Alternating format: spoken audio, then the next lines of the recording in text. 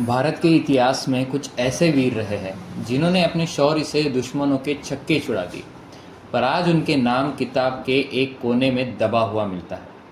आज हम बात करेंगे उस महान योद्धा की जिसने महमूद गजनवी के भाई सलार मसूद को युद्ध में मात दी, और वो थे राजा सुहेल देव। राजा सुहेल देव एक ऐसे राजपूत योद्धा थे जो केवल तलवार से नहीं, अपनी संगठान और चतुराई से भी दुश्मनों पर भारी पड़ते थे। उनका जन्म 11वीं सदी के आसपास श्रावस्ती यानी कि आज के उत्तर प्रदेश में हुआ था। वे भारतीय इतिहास के एक भूले बिसरे सितारे हैं जिनके प्रकाश ने एक समय में पूरे आर्यावर्त को रोशन किया। सन 1025 में जब महमूद ऑफ गजनी ने सोमनाथ मंदिर को लूटकर भारत की धरती को अपवित्र किया, उसके बाद उसका भतीजा सलार मसूद गजनवी भारत पर कब्जा करने निकला। मसूद ने मुल्तान से लेकर बहरेच तक अपना कैंप बना दिया। दिल्ली, अवध, कन्नौज सबका दरवाज़ा खटखटा चुका था। उस वक्त भारत बिखरा हुआ था, राज्य अलग अलग थे और एकजुटता नहीं थी।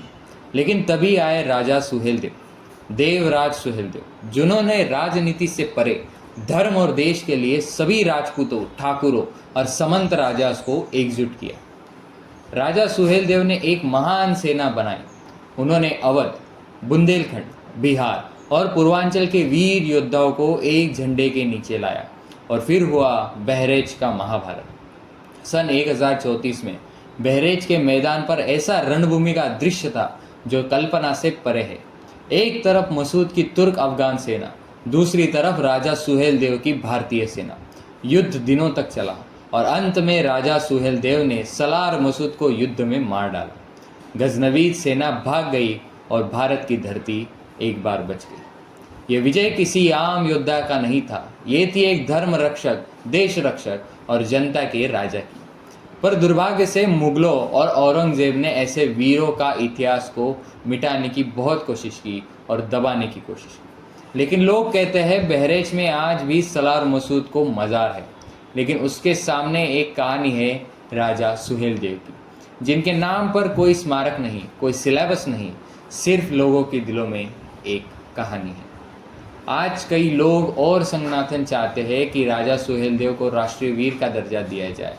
भारत सरकार ने 2021 में उनके नाम पर एक स्मारक और रेलवे स्टेशन बनाने की घोषणा भी की।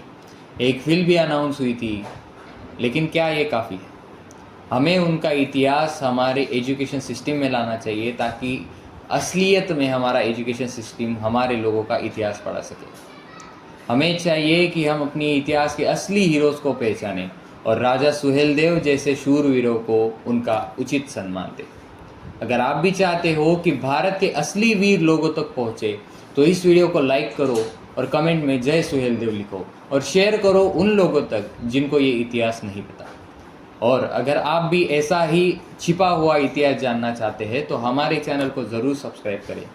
हमारा चैनल इसी डेडिकेशन में है कि हम ऐसी ही नई अपडेट्स, नई हिस्ट्री के हिडन टॉपिक्स आप तक लाते रहें। तो मिलते हैं अगली वीडियो में, तब तक के लिए जय हिंद, जय भारत।